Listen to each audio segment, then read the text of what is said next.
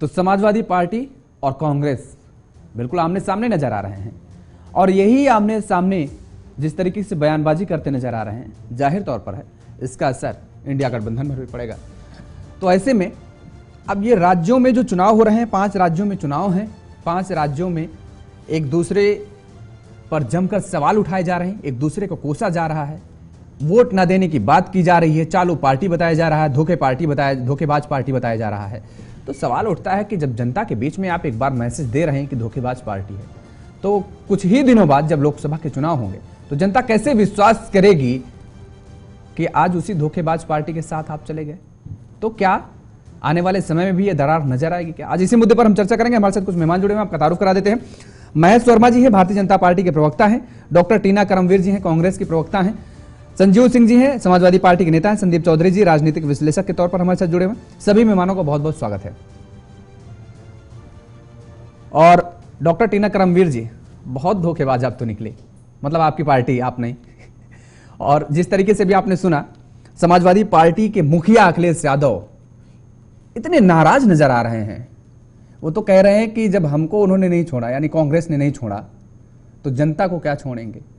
और आप लोगों से अगर पूछिए तो आप लोग सीधा कहते हैं कि हमारा राज्य का गठबंधन नहीं, केंद्र का गठबंधन है, लोकसभा के चुनाव में हम एक साथ रहेंगे। कैसे रहेंगे जब आप अभी ये संदेश दे रहे हैं कि धोखेबाज पार्टी है, और धोखेबाज जो होता है वो अपने को कभी सुधार तो पाएगा नहीं। इतनी जल्दी कैसे अपने आप को परिवर्तित कर पाएंगे आप? जी देखिए, अखिलेश जी ने अपने भाषण में एक बात और भी कही थी, शायद आप उससे कोट करना भूल गए। उन्होंने कहा जब बीजेपी का कोई नेता क्राइम करता है तो बुलडोजर की चाबी खो जाती है और ड्राइवर भाग जाता है। तो अखिलेश जी ने ये भी कहा, नहीं तो वो सवाल मैं बीजेपी के प्रवक्ता महेश जी, मैं महेश जी से ले लूंगा। हाँ, बिल्कुल इस पे सवाल का जवाब जरूर लीजिए, क्योंकि अखिलेश जी ने ये भी कहा। और दूसरी बात मैं बताना चाहती हूँ, देखिए अब हर एक राजनीतिक दल का नेता अलग अलग, क्योंकि देखिए हम लोग 7 चुनाव नहीं लड़ रहे हैं। पहली बात, हमने जो इंडिया अलायंस का गठबंधन है वो लोकसभा के लिए किया गया है, तो विधानसभा के चुनाव अलग अलग राज्य में लड़ रहे हैं। तो कोई अगर नेता कहता है, और इससे हम इस बात का कतई अटकल नहीं लगा सकते हैं कि हम लोगों के बीच कोई नाराजगी है, ऐसा कुछ नहीं है। चुनाव के बाद हम लोगों की जब मीटिंग होगी तो बातचीत की जाएगी। अरे आपके राष्ट्रीय महासचिव कांग्रेस का दामन आज थाम लिए हैं, आपको मालूम है कि 5 राज्यों में कांग्रेस पार्टी जितने जा रही है, समाजवादी पार्टी के, माफ कीजिएगा जी टीना जी, समाजवादी पार्टी के राष्ट्रीय महासचिव आज आपका दामन थाम लिए हैं, मतलब आपके साथ आ गए हैं। और समाजवादी पार्टी के नेता उत्तर प्रदेश में कोस रहे हैं कांग्रेस को और कह रहे हैं कि जो चाल चरित्र बीजेपी का है वही चाल चरित्र कांग्रेस का है। बीजेपी भी फूट डालो राज करो करती है और कांग्रेस भी यही कर रही है, नेताओं को तोड़ के अपने पास ले जा रही है, अपने पाले में। ये समाजवादी पार्टी के नेता कह रहे हैं, हम नहीं कह रहे हैं।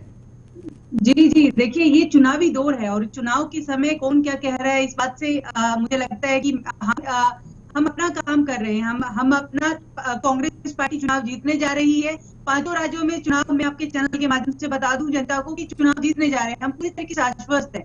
हम ये नहीं देख रहे कि सामने वाली हमारी जो टक्कर है इस समय भारतीय जनता पार्टी के साथ है। और हमें पता है कि मध्य प्रदेश की बात की जाए, किस तरीके से मध्य प्रदेश में शिवराज मामा ने हमारी सरकार को चोरी से सरकार को छीन लिया था, और आज जनता अपने वोट के माध्यम से इनके मुंह पर करार तमाचा मारने जा रही है। तो हम पूरी तरीके से, मैं आपको बता दूं कि हम जीतने जा रहे हैं। और हमारी पार्टी के तमाम नेता जो है इंडिया अलायंस के गठबंधन साथी, उनसे बात कर लेंगे। उस पर मैं कुछ टिक्का टिप्पणी नहीं करना चाहती, बस मैं इतना कहना चाहती हूँ कि देखिए हर एक नेता का अपना एक काम करने का तरीका है। वो क्या कह रहे हैं उससे ज्यादा गंभीर विषय यहाँ पर ये है कि अब चुनाव में जीतने कौन जा रहा है, कौन जीत दर्ज करा रहा है। और इस समय मैं बता दूं कि कांग्रेस पार्टी लगातार जमीन पर मेहनत कर रही है।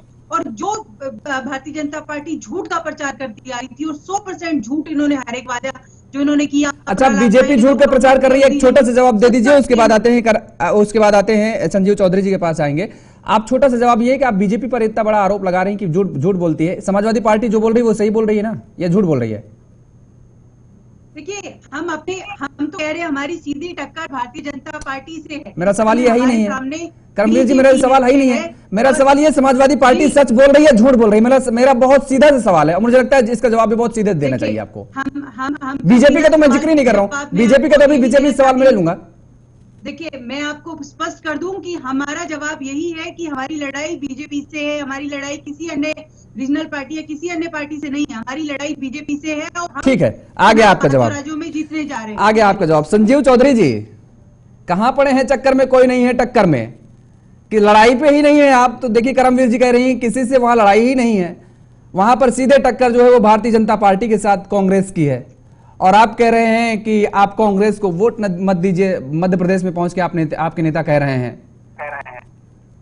देखिए, ये तो जनता तय करेगी, ये ना तो कोई पार्टी का प्रवक्ता तय करेगा ना कोई पार्टी तय करेगी, ये तो जनता का फैसला है।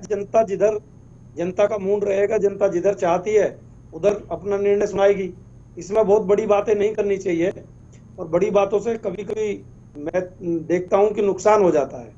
ये बड़ी बड़ी बातें करके ही तो उससे फायदा किसको होगा? भारतीय जनता पार्टी को फायदा होगा। इससे तो सीधे सीधे भारतीय जनता पार्टी को फायदा करने की सोची समझी रणनीति सी तहत नजर आती है सारी बातें। इस तरीके की बातें करने से कोई लाभ होने वाला नहीं है। हम लोगों को इन जालिमों के साथ मिलकर लड़ना चाहिए, ऐसा हमारा मानना है। और वो कब लड़ा जाएगा? वो तब लड़ा जाएगा जब नीयत और नीति दोनों साफ रहें। तो मतलब आपके नेता ने ये कहा कि कांग्रेस का जो वोट बैंक था, अभी मैंने सुनाया, कांग्रेस का जो वोट बैंक था वो भारतीय जनता पार्टी के पाले में ऑलरेडी चला गया, और इस वजह से आप कांग्रेस जातिगत जनगणना का जिक्र कर रही है, और आप ये कह रहे हैं कि वो बी टीम बनकर के काम कर रहे हैं। सीधा सीधा आरोप आप कांग्रेस पर लगा रहे हैं। एक मिनट बोलने तो दीजिए मुझे पूरा। जी, हमारे राष्ट्रीय अध्यक्ष माननीय श्री अखिलेश यादव जी की नीति बहुत ही साफ और सुथरी रहती है। वो जिसका साथ देते हैं, जिस तरीके से साथ होते हैं, वो जो गठबंधन करते हैं वो बहुत साफ और नीति से करते हैं। उन्होंने कभी किसी को धोखा नहीं दिया। आज तक कोई इतिहास उठा के बता दे कि हमारे राष्ट्रीय अध्यक्ष माननीय अखिलेश यादव जी ने किसी भी दल को या किसी राजनीतिक व्यक्ति को जो कहा हो वो न करके दिखाया हो। वो अपनी बात पे खरे उतरते हैं। लेकिन ये मेरा कोई विषय नहीं है, इसमें हमारे राष्ट्रीय अध्यक्ष जो भी तय करेंगे उस तरीके से हमारा गठबंधन चलेगा। जिस तरीके से हमारा राष्ट्रीय नेतृत्व तय करेगा उसी हिसाब से हम लोग जो हमें निर्देश मिलेंगे उस पर काम करेंगे। चौधरी साहब, आपके नेता तो कह ही रहे हैं कि कांग्रेस धोखा दे रही है लगातार, वो तो कह ही रहे हैं। बिल्कुल, देखिए राष्ट्रीय अध्यक्ष जी, जबकि करमवीर जी कह रहे हैं भाई जो बात हुई थी उस पर हम टिके हुए हैं, राज्य के गठबंधन पे कोई बात ही नहीं हुई थी, हम केंद्र पे बात कर रहे हैं, तो धोखेबाजी कैसे हुई? करनी और कथनी में कोई फर्क नहीं है हमारे राष्ट्रीय अध्यक्ष जी की। वो जो कहते हैं वही करते हैं और साफ रहते हैं बिल्कुल। कोई एक आदमी पूरे हिंदुस्तान का कोई एक व्यक्ति आके ये आके बता दे हमारे राष्ट्रीय अध्यक्ष जी के ऊपर एक आरोप लगा के दिखा दे कि भाई इन्होंने यहाँ झूठ बोला या इस तरीके से कुछ किया। वो बिल्कुल साफ तरीके से राजनीति करते हैं, लोगों की मदद करते हैं, लोगों के साथ काम करते हैं। ऐसा देखने को भी मिलेगा, देखने को मिलता है। जो रूठ गया है उसको मना लिया जाएगा, जो रूठ गया है उसको मना लिया जाएगा। बड़ा मुश्किल है करमवीर जी, बड़ा मुश्किल है। रूठा कोई नहीं है, नियति और नियत का फर्क बताया हमने। रूठा कोई नहीं है, कोई नियत में फर्क नहीं है। पहली बात तो ये बता दूं, मैं कोई नियत में फर्क नहीं है। जिस तरीके के बयानबाजी कर रहे हैं, मुझे लगता है कि हमने तो अपनी नियति बताई है। राजनीति में सबसे ज्यादा आपके लिए हमने नहीं कहा, लेकिन मेरा ये कहना है कि आप सीधे सीधे भारतीय जनता पार्टी की जो लोग मदद करना चाहते हैं, मुझे कहीं ना कहीं इसमें संदिग्धता दिखाई देती है। ये जालिमों की पार्टी है भारतीय जनता पार्टी, ये हम नहीं कह रहे, ये पूरा हिंदुस्तान की जनता बोल रही है। और इनको आने वाले चुनाव में सबक सिखाती जा रही है जनता। इंडिया अलायंस की अगर बात कर ली जाए तो एआईडीएम की तरह एनडीए का साथ छोड़ गई है एआईडीएम के, लेकिन उस पर मुझे नहीं लगता कि कोई बातचीत हुई है। लेकिन अगर अखिलेश को बार बार कोट किया जाएगा तो मैं ये भी कह दूं कि अखिलेश जी ने जिस तरीके से मैडम, सबसे पहले तो आपको अपने नेताओं को संभालना होगा। सबसे पहले तो आपको अपने नेताओं को संभालना होगा, जो वो हमारे राष्ट्रीय अध्यक्ष जी के बारे में कुछ भी बोल देते हैं। दिया जाएगा उस पर बातचीत होनी चाहिए। नहीं, बातचीत जब राष्ट्रीय स्तर तक तो बातचीत चल रही है तो नीचे वालों को बोलने की आवश्यकता क्या पड़ी है? नीचे वालों को तो नहीं बोलना चाहिए। जब ऊपर नेतृत्व की बात चल रही है होगी उसमें तय कर लिया जाएगा उसको। देखिए मैडम, नीचे वालों को ये समझ होनी चाहिए कि अपने गलत गाइडेंस से कहीं ऐसा ना हो अपने आप को भी नुकसान हो जाए, और ये भारतीय जनता पार्टी के लोग अपनी जो चीज ये चाहते हैं उसी चीज में ये कामयाबी हासिल कर लें। तो ऐसा धैर्य तो आप लोगों को बनाकर रखना चाहिए। ऐसी चीजें आपको भी सोच के रखनी चाहिए। आपके नेता कितनी बड़ी बातें कर रहे हैं, क्या क्या बखान कर रहे हैं आपके नेता, आप बताइए। बोलने को तो हम भी बोल सकते हैं अभी कुछ भी, लेकिन समाजवादी पार्टी, हमारे राष्ट्रीय अध्यक्ष अखिलेश जी ने हमें ये नहीं सिखाया, हमारे नेता माननीय मुलायम सिंह जी ने ये नहीं सिखाया कि आप किसी को मुंह तोड़ जवाब दो। हम अपना काम करते हैं, पब्लिक की मदद करते हैं, पब्लिक के बीच में जाते हैं। हमें यही सिखाया पार्टी ने हमें चलिए यही ठीक है। सिखाया कि पब्लिक के बीच में जाइए, पब्लिक की मदद कीजिए और पार्टी का प्रचार प्रसार कीजिए। पार्टी हमने अभी कहा, एक भी हिंदुस्तान का कोई व्यक्ति आकर के अखिलेश जी के ऊपर आरोप लगा दे कि अखिलेश जी ने कहीं भी किसी को धोखा दिया हो आज तक, तो आप एक हाथ उठवा दीजिए। ठीक तो इन चीजों पर ठीक ध्यान रखना पड़ेगा। ठीक है, टीना करमवीर जी अभी बताएंगे धोखा दिया कि नहीं दिया। उन पर तो आरोप लग ही रहा है। महेश जी, आपकी तो मन की हो रही होगी, क्योंकि संजीव चौधरी जी तो कह ही रहे हैं कि जो बीजेपी चाहती थी और उसी मंशा पर फिर वो कामयाब हो जाएगी अगर ऐसी स्थिति बनी रही जो स्थिति फिलहाल में बनी हुई है तो 2024 में। तब तो खुशी होगी अंदर से। इस बात की तो जरूर खुशी है कि भाई इनकी पोल बहुत जल्दी पोल के आने से पहले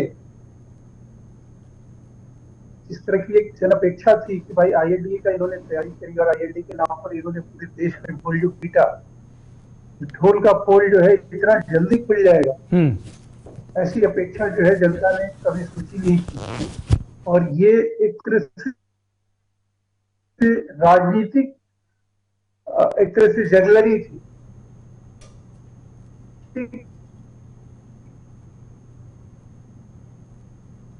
महेश जी, आपकी आवाज नहीं आ रही है, म्यूट है या फिर आप में नेटवर्क नहीं? कि ये एक जी अब आ रही है, हाँ बोलिए। कभी एक दूसरे पे विश्वास कर ही नहीं कर सकते। इनके पास विश्वास करने जो है ना कोई आधार है। अगर इनके पास विश्वास की कोई अगर बात होती तो एक दूसरे के प्रति इस तरह की टीका टिप्पणी और इस तरह की क्षुद्रता भरी भाषा का इस्तेमाल ही नहीं करते। राजनीति में ये लोग कोई पहली बार नहीं मिले, या ये राजनीति में इनका अलायंस पहली बार नहीं हो रहा है। लेकिन सवाल यह है कि आप जनता के आंख में धूल झोंकने का जो काम कर रहे थे वो लगभग चक्रव्यूह रच रखा है, उसके बारे में बताइए। आप इन पर चर्चा मत कीजिए, आप इनमें टेंशन मत लीजिए के नाम पर छत्तीसगढ़ में आज आप महेश जी इनमें टेंशन मत लीजिए। कांग्रेस को आप अभी तक सारे प्रदेशों को हारते हुए आ रहे हैं, आप इनमें देखिए आके सीधा क्या लगा रहे हैं, कह रहे हैं कि 70-75 साल इस तरह से देश को दोनों हाथों से लूटा। उससे जाहिर होता है कि एक आईएनडीए के पार्टनर अब जब सीधा आरोप आपके ऊपर जड़ रहा है तो बचा क्या आईएनडीए के नाम? सवाल यह है कि उसका कोई जवाब देने का कोई नैतिक आधार बनता है या नहीं बनता है कांग्रेस का। कांग्रेस के मित्र सिर्फ फोटो खिंचवाने के लिए मतलब राजनीति नहीं कर रहे हैं। जनता के बीच एक जन विश्वास जो है आप कैसे अर्जित करेंगे। लोकतंत्र का सबसे बड़ा आधार यही होता है, जो आपने कम से कम अभी हाल के चुनाव में यह स्पष्ट कर दिया कि आपकी राजनीतिक जो एक मानदंड है या जो राजनीतिक कसौटी थी उस पर आप किसी भी तरह से खरे नहीं उतर रहे हैं। ये अब साफ जाहिर हो गया। एक तरफ आपका खुद का पार्टनर कह रहा है कि आप भ्रष्टाचारी हैं, आप अखंड भ्रष्टाचार में डूबे हुए लोग हैं, आपने 70 साल जो है भ्रष्टाचार के जरिए शासन किया। सवाल यह है कि उनके बाद तो हम तो भारतीय जनता पार्टी के लोग हो सकता है कि आपको जो बात कह रहे हैं या हमारे ऊपर जो आरोप लगा रहे हैं या अब जो वहाँ ईडी की कार्रवाई हुई वहाँ सैकड़ों करोड़ रुपए जो बना, चलिए अभी उस पर भी आ जाएंगे महेश जी, अभी उस पर भी आ जाएंगे। लेकिन अभी आपने छत्तीसगढ़ का जिक्र किया, तो छत्तीसगढ़ में कल पहले चरण का मतदान होना है महेश जी। कल पहले चरण का मतदान होना है, 20 सीटों पर है और वहां पर कई मुद्दे तो कई अहम हैं और ये 20 सीटें आपके लिए भी बेहद अहम मानी जाती हैं, क्योंकि सबसे बड़ा मुद्दा वहां पर जो उठ करके आ रहा है वो नगर नार का जो स्टील प्लांट का है, उसको ये कांग्रेस की तरफ से बताया जा रहा है कि निजीकरण करने की केंद्र की पूरी तैयारी है और ऐसे में वहां की जनता इस मुद्दे को लेकर के नाराज भी नजर आ रहे हैं। किस तरीके की वहां आप रणनीति बनाए हैं? मुद्दे तो बाकी शराबबंदी है और वहां पर अन्य तमाम सारे हैं, स्थानीय भर्ती को लेकर के हम जिक्र करें या फिर धर्मांतरण का हम जिक्र करें, मुद्दे का तमाम है, लेकिन रोजगार एक उसमें सबसे अहम मुद्दा है। निश्चित रूप से मैं ये कह रहा हूं कि आज छत्तीसगढ़ में अगर कोई सबसे ज्वलंत मुद्दा है तो रोजगार ही, और रोजगार देने का, लेने का, करने का जो आधार है वो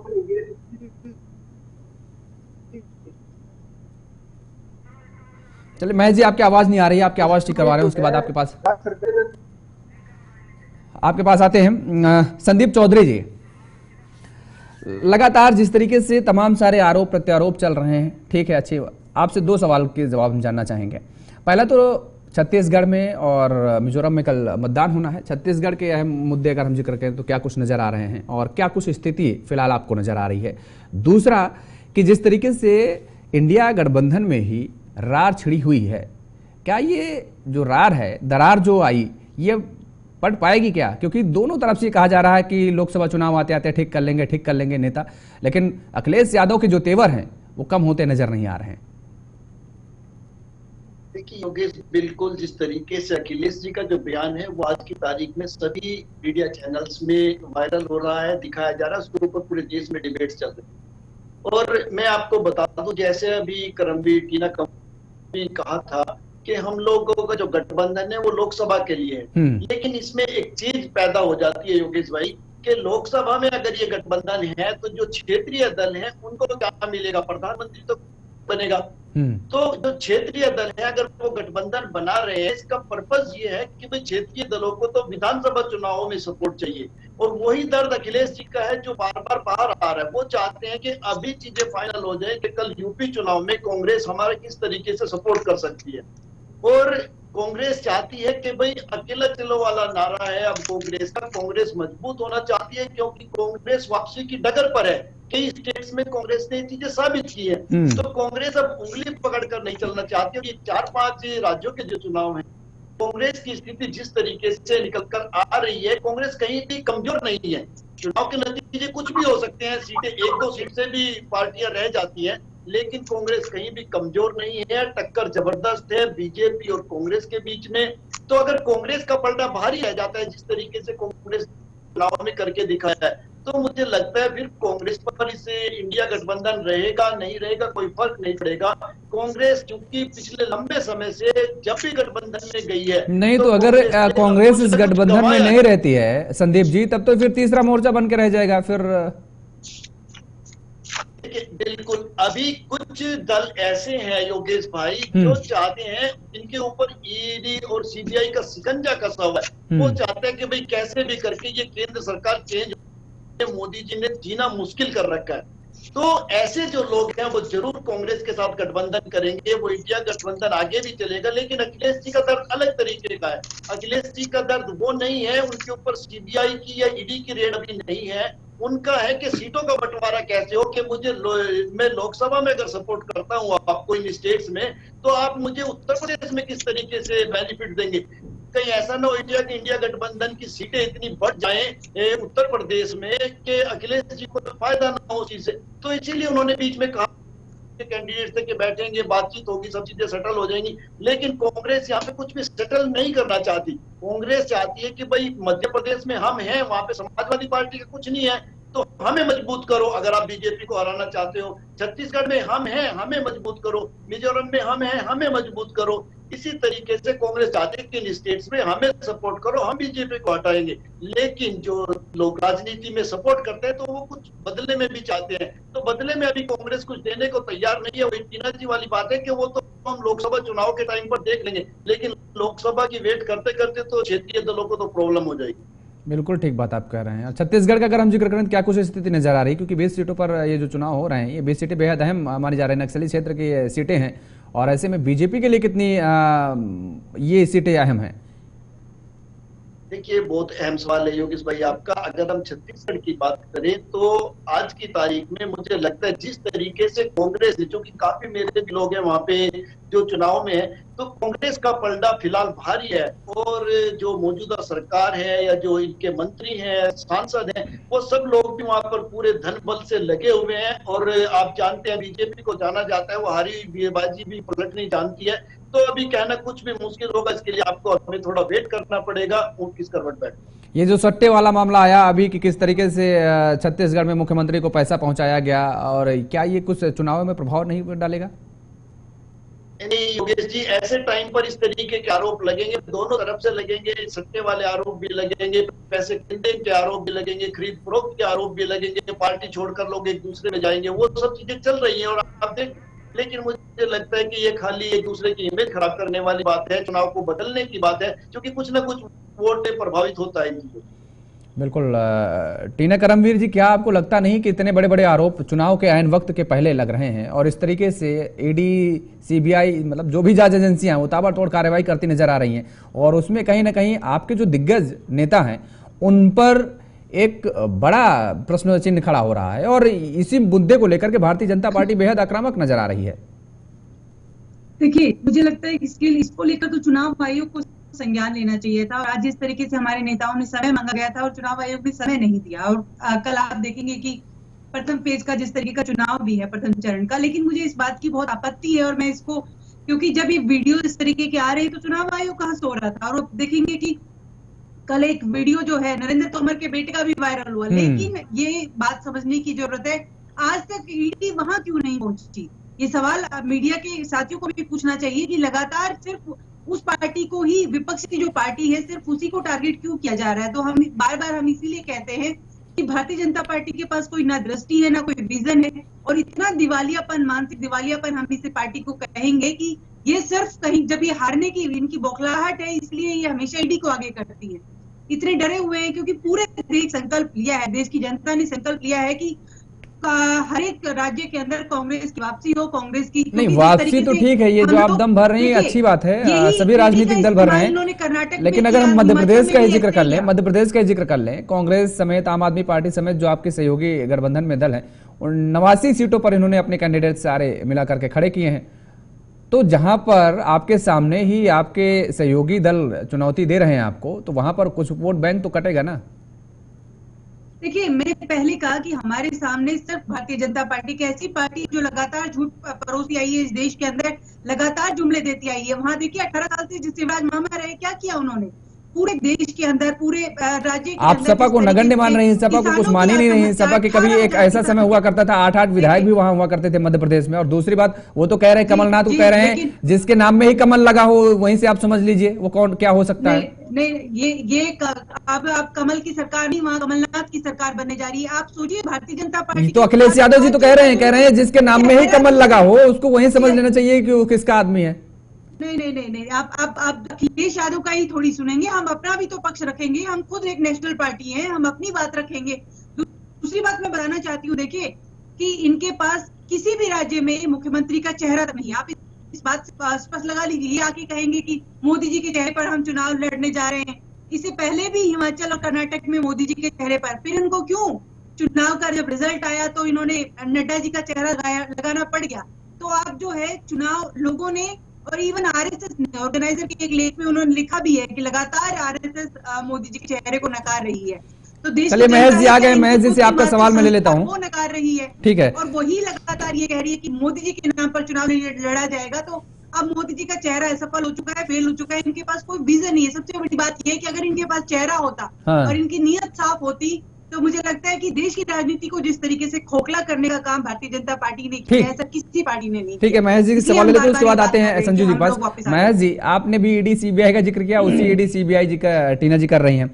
करें नरेंद्र तोमर सिंह जी के बेटे देवेंद्र तोमर जी का जो वीडियो वायरल हो रहा है कल से, और बहुत ही ज्यादा वायरल हो, उसमें तो कांग्रेस ने प्रेस कॉन्फ्रेंस भी कर दी, आपने सुनी भी होगी कितने बड़े, वहां कब ईडी और सीबीआई जाएंगी, कब जांच करेंगी?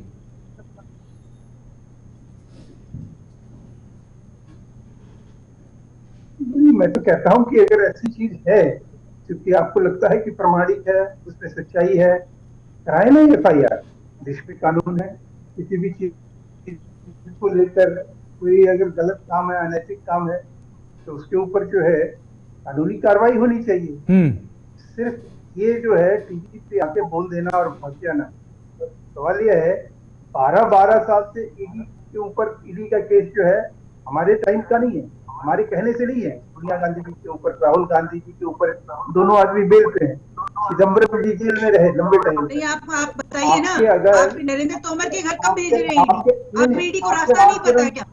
आप ईडी को रास्ता नहीं पता? आप मुझे बताइए एक बार महेश जी, आप बता सकते हैं इस बात को? क्या ईडी को अब रास्ता नहीं पता, एड्रेस नहीं पता नरेंद्र तोमर का? और वो वीडियो में साफ तौर पर कह रहे हैं कि कृष्ण मेनन मार्ग, किसका घर है वहां पर? नरेंद्र तोमर का घर है। और उस वीडियो को अगर ईडी ध्यान से देखेगी तो तुरंत कार्रवाई करेगी। लेकिन ईडी आप लोगों का दल बन गया है, आपका घटक दल।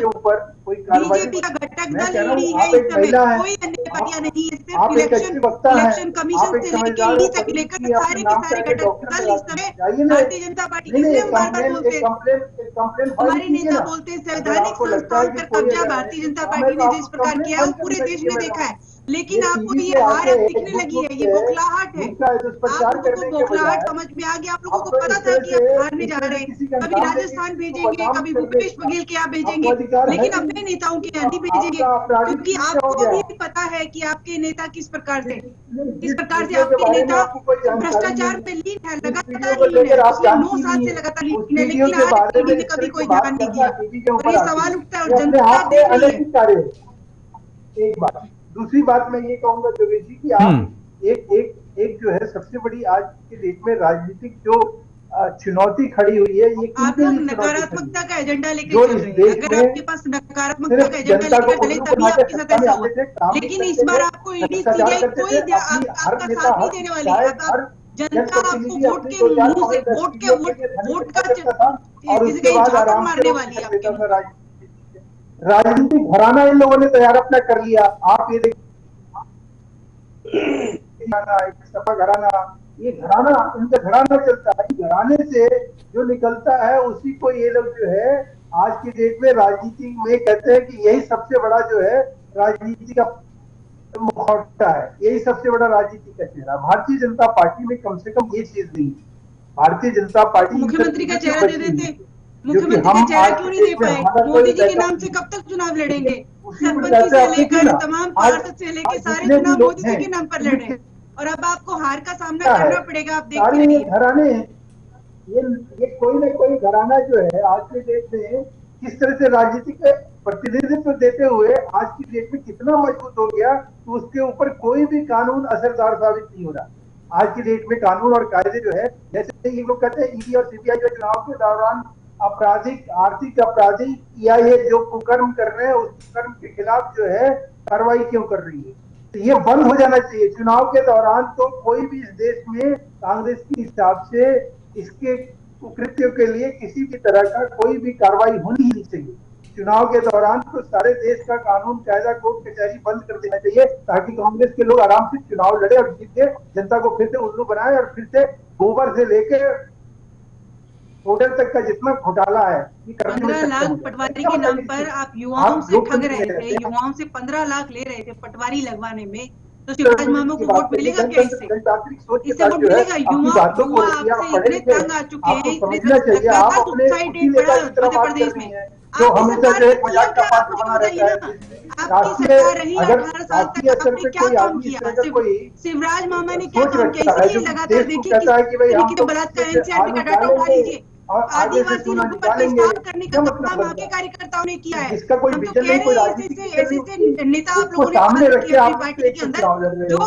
जो कि उसके पेशाब कर बाद रही है आपके पास आदिवासी जो पर, है और आप जो बात व्यक्ति करके एक सजा याफ्ता है, कुछ भी बोले जाएंगे। चलिए ठीक है, अच्छा दोनों लोगों को रोकेंगे। इस देश के कानून की नजर से ठीक है संजीव चौधरी जी, ये चीज अपने आप में सोचना चाहिए। जी ठीक ठीक संजीव चौधरी जी, कहीं ऐसा ना हो कि आप एक बात को ये कह रहे हैं कि अगर समाजवादी पार्टी ने रायबरेली और अमेठी में प्रत्याशी अपने उतार दिए तो कांग्रेस अपना गढ़ बचाना मुश्किल हो जाएगा, आप इस बात को कह रहे हैं? कहीं ऐसा ना हो कि लोकसभा चुनाव आते आते जिस तरीके से आपकी पार्टी के नेताओं के टूटने का सिलसिला जारी है, कांग्रेस लगातार आप ही के नेताओं को एंट्री अपने पार्टी में दिलाती नजर आ रही है, ठीक ठाक नेताओं को वो भी, तो ऐसी स्थिति में आ जाए कि कहीं उत्तर प्रदेश में बीजेपी की जगह कांग्रेस और समाजवादी पार्टी आमने सामने स्थिति में, क्योंकि कांग्रेस तो कह रही है कि कहीं मध्य प्रदेश में सपा ही नहीं है, टिक ही नहीं रही है, तो यूपी में ऐसी स्थिति ना आ जाए।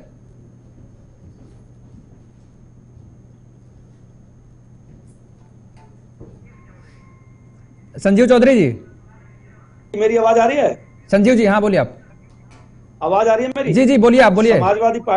समाजवादी पार्टी एक बड़ी पार्टी है हाँ जो सत्ता में अकेले दम पे उत्तर प्रदेश में आई, ये जनता जानती है और आप भी जानते हैं। तो ये कहना बहुत ही गलत होगा। ये इनकी छोटी मानसिकता है जो भी इस तरीके की बात करता है।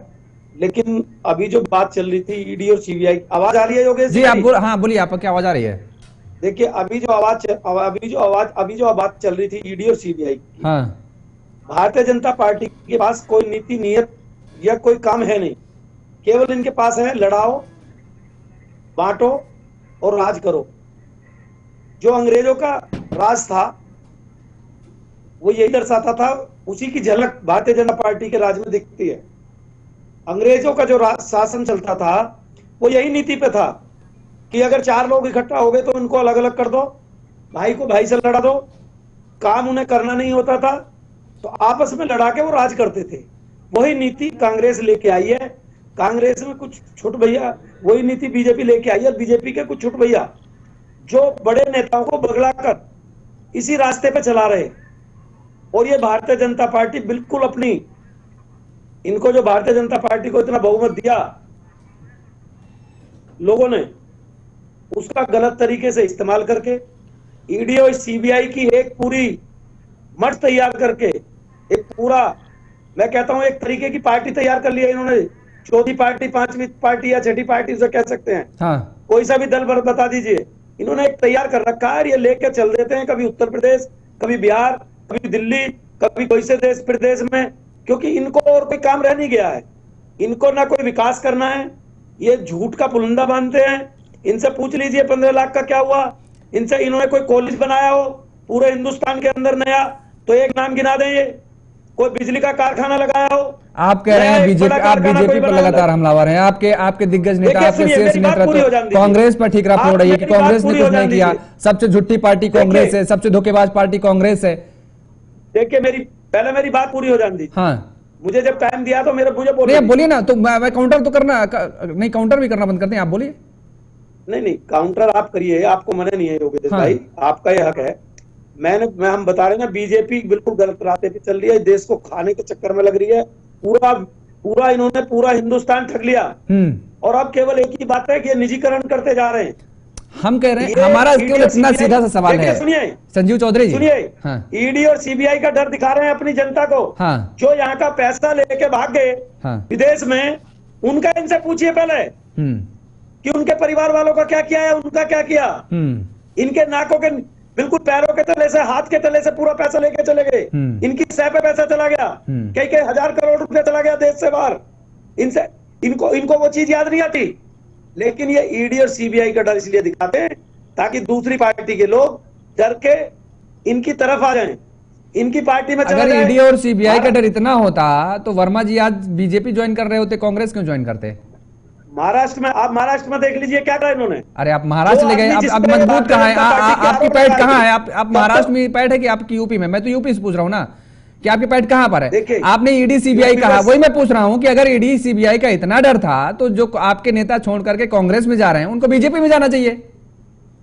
देखो ये तो उनका, देखो किसको कहाँ जाना चाहिए ना तो आप तय करेंगे ना मैं तय करूंगा। नहीं, मैं तय नहीं करता, मैं आपके सवाल के अकॉर्डिंग मैं सलाह दे रहा हूँ, बता रहा हूँ, उसका जवाब है ना ये। आप तय करेंगे, वो अपना व्यक्तिगत निर्णय है। योगेश जी ये भी पूछ लेना चाहिए कि हेमंत आप बताइए योगेश भाई, आज इस चैनल में कल दूसरे चैनल में चले जाएंगे, क्यों नहीं गई? तो आपको रोकेगा क्या कोई? वो तो कांग्रेस छोड़ के गए ना, उनके ऊपर आज क्यों नहीं गई हेमंत शर्मा के ऊपर? आज वो आप भारतीय जनता पार्टी के ऊपर आरोप ही नहीं लगाने दे रहे हैं आप लोग। जो बीजेपी के लोग हैं उनके यहाँ तो ईडी नहीं जाती है, लेकिन विपक्ष के नेताओं के पास ईडी जाती है। तो सवाल यहाँ पर ये है कि लगातार, चलिए ठीक है, मैं जान लेता हूँ संदीप चौधरी जी से आपका आखिरी कमेंट। संदीप जी, योगेश भाई, मेरा केवल एक सवाल है और कुछ मैं ज्यादा नहीं बोलूंगा। हाँ बोलिए। इन भारतीय जनता पार्टी के लोग जो है जितने भी गलत काम कर रहे हैं, उनके ऊपर सीबीआई ईडी और इनका बुलडोजर कब पहुंचेगा? वो कह रहे हैं आप FIR करवाइए, पहुंचेगा। वो तो कह रहे हैं, अभी महज यही तो कह रहे थे, आप FIR करवाइए, पहुंचेगा। वो दिन बताइए। FIR भी दर्ज हो चुकी थी। उत्तर प्रदेश में मंत्री के बेटे के ऊपर FIR हुई, किस दिन बुलडोजर चला? चलिए ठीक है, एक बात सुन लीजिए। हाँ महेश जी आप भी सुन लीजिए, देश देख रहा है। लोकसभा के चुनाव में लोगों से वोट मांगने जाएंगे, आपसे जनता पूछेगी, किसान आपसे सवाल करेगा। आपकी किसानों की हत्यारी सरकार है। चलिए बहुत अच्छी बात है संजीव जी, आप जनता के बीच में इन बातों को पहुंचाइए। सवाल किससे जनता पूछती है वो आने वाला वक्त बताएगा। बहुत कम समय बचा हुआ है और माफ कीजिएगा संदीप जी, आपके पास नहीं आ पा रहा हूं मैं क्योंकि समय इजाजत नहीं दे रहा है और समय के अभाव चलते चर्चा को कहीं पे विराम देना पड़ेगा। और आप सभी मेहमानों को हमारे साथ जुड़ने के लिए, समय देने के लिए बहुत बहुत शुक्रिया, बहुत बहुत धन्यवाद। तो लगातार जिस तरीके से 5 राज्यों के चुनावों को अगर हम जिक्र करें और कल इसका आगाज होने जा रहा है, कल छत्तीसगढ़ में पहले चरण का मतदान होगा और मिजोरम में भी 40 सीटों पर चुनाव संपन्न होने हैं। लेकिन देखने वाली बात यह होगी कि इन पहले चरण के चुनाव में कौन सी पार्टी फतह करती नजर आ रही है, क्योंकि कल बड़े दिग्गज नेताओं की किस्मत जो है वो कैद होनी है। और देखने वाली बात यह होगी कि किन नेताओं ने जनता को अपने पाले में लुभाने में कामयाब नजर आए। ये आने वाला वक्त बताएगा 3 दिसंबर को। फिलहाल मेरे साथ इतना ही। खबरों के लिए आप देखते रहिए JK 24/7 न्यूज। नमस्कार।